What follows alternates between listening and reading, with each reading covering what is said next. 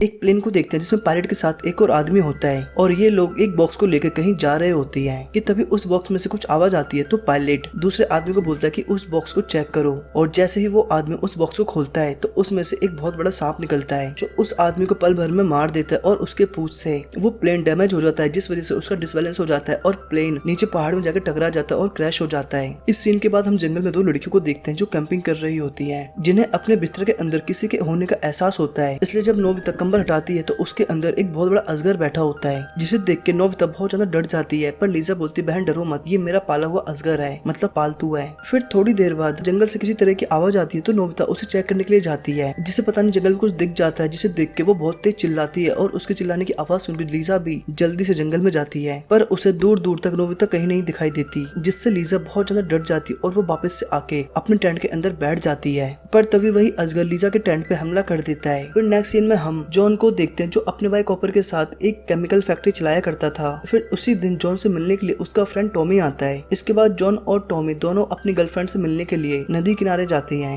रास्ते में John Tommy से बोलता है कि यार मेरा फैक्ट्री मन नहीं लगता, मैं बस एक प्रॉपर डीलर बनना चाहता हूँ और खूब सारा पैसा कमाना चाहता हूँ। अब ये दोनों लोग नदी के पास पहुंच चुके हैं जहाँ जॉन अपनी गर्लफ्रेंड क्रिस्टन से मिलता है और उसे आई लव यू बोलता है क्योंकि जॉन और क्रिस्टन अभी हाल ही में मिले हैं और क्रिस्टन का पहले ग्रे नाम का एक बॉयफ्रेंड था जो कि पुलिस वाला होता है। वैसे ग्रे जॉन का बचपन का दोस्त भी होता है। और जब ये दोनों नहा रहे होते हैं तो वहाँ एक अजगर आता है जिसे देख के क्रिस्टन बहुत ज्यादा डर जाती है, चिल्लाने लगती है। पर यहाँ हमें पता चलता है कि ये अजगर लीजा का पेट अजगर है कि तभी वहाँ पुलिस ऑफिसर ग्रे आ जाता है जो इस जंगल में लीजा को ढूंढ रहे होते हैं क्योंकि पिछले 2 दिन से उसका कुछ भी पता नहीं चला था। और अब ग्रे उस अजगर को लेके वहाँ से चला जाता है। दूसरी तरफ कुछ पुलिस ऑफिसर्स जंगल में एक कंकाल को देखते हैं और जब ग्रे उसे ध्यान से देखता है तो उसे लगता है कि ये डेड बॉडी लीजा की है जिसे किसी आदमी ने केमिकल डाल के जान से मार दिया है। और उसी जगह एक लकड़ी पे जॉन का नाम भी लिखा होता है। ये देख के पुलिस वालों का शक जॉन पे जाता है क्योंकि उसकी तो एक केमिकल फैक्ट्री भी होती है। इसलिए पुलिस इन्वेस्टिगेशन करने के लिए जॉन की फैक्ट्री में आ जाती है। पर जॉन पुलिस वालों को बताता है मैंने किसी को नहीं मारा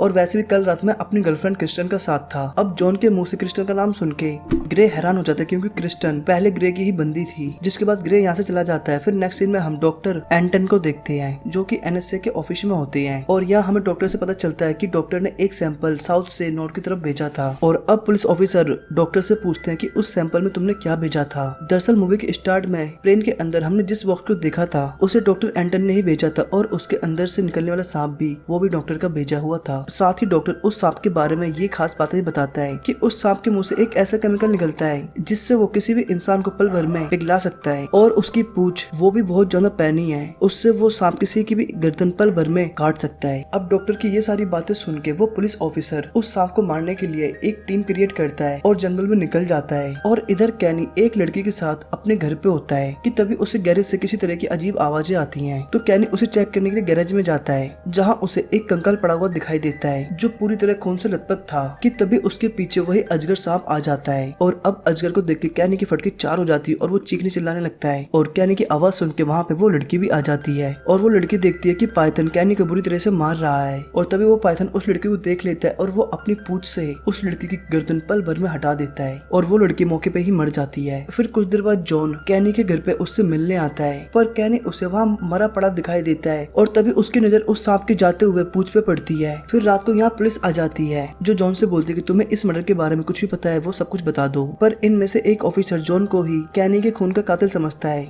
इसलिए पुलिस वाले जॉन की एसिड फैक्ट्री को लीक कर देते हैं क्योंकि इस तरह का एसिड और केमिकल जॉन की फैक्ट्री में ही बनते थे। फिर एक दिन ग्रेग जॉन से पूछताछ कर रहा होता कि तभी वहाँ एक और पुलिस वाला आता है जो उन्हें बताता है कि उन्हें रास्ते में एक और डेड बॉडी मिली है जो कि सेम उसी कंकाल की तरह है। और यहाँ पहुंच ग्रे इस कंकाल को देख के बोलता है कि डेफिनेटली ये कंकाल कैनी का है। और इस बार अपना सीआईडी वाला दिमाग लगा के ये पुलिस वाले कंफर्म कर लेते हैं कि ये सारे कर्मकांड, सारे मर्डर, सारे गलत काम वो सांप कर रहा है क्योंकि उन्हें डॉक्टर ने बताया था कि उस सांप के मुंह में एक ऐसा केमिकल है जिसके थ्रू वो किसी भी इंसान को पल भर में पिघला सकता है, मेल्ट कर सकता है। इसलिए वो पाइथन सब पे अपना वो एसिड फेंक रहा है। और इधर एनएसए की टीम को डॉक्टर से पता चलता है कि वो पाइथन हर दिन 1 से 2 बॉडीज शिकार करता है। अब डॉक्टर की ये बात सुन के ये पुलिस ऑफिसर अपनी एक टीम तैयार करके डॉक्टर को लेके जंगल में निकल जाता है उस सांप को पकड़ने के लिए, जान से मार देने के लिए। और आगे जाने पे ये लोग पाइथन को ढूंढ भी लेते हैं और इसलिए दूर से ही अंधाधुंध फायरिंग करना शुरू कर देते हैं और बम भी फेंक देते हैं। लेकिन इन्हें वहाँ अभी तक पाइथन नहीं दिखाई दिया था और अब बहुत सारी फायरिंग के बाद इन्हें लगता है कि उन्होंने सांप को मार दिया है, इसलिए ये सब चेक करने के लिए वहाँ जाते हैं। पर इन्हें वहाँ पहुंचकर बस एक सांप की निकली हुई स्किन दिखाई देती है, जिससे ये लोग समझ जाते हैं कि वो सांप अभी भी जिंदा है और सही है।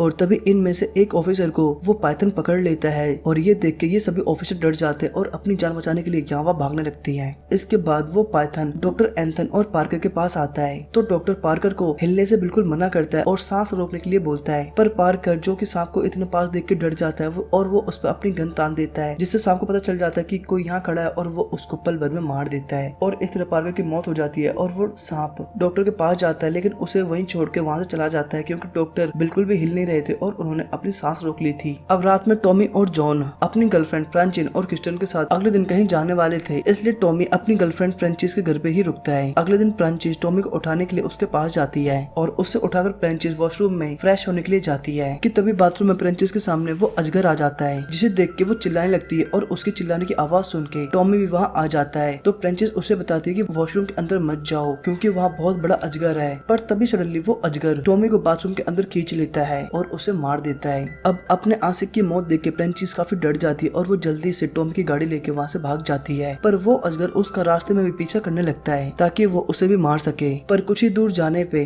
वो अजगर फ्रेंचिस की गाड़ी को पकड़ लेता है और उसे दबाने लगता है, इसलिए फ्रेंचिस जल्दी से मौका देके गाड़ी से उतर के भागने लगती है। अब आगे जाने फ्रेंचिस एक पत्थर वाली गुफा में घुस जाती है और वो अजगर भी फ्रेंचिस के पीछे आ रहा था, लेकिन पत्थर वाली गुफा में घुसने की वजह से वो अजगर फ्रेंचिस को नहीं मार पाता, नहीं खा पाता।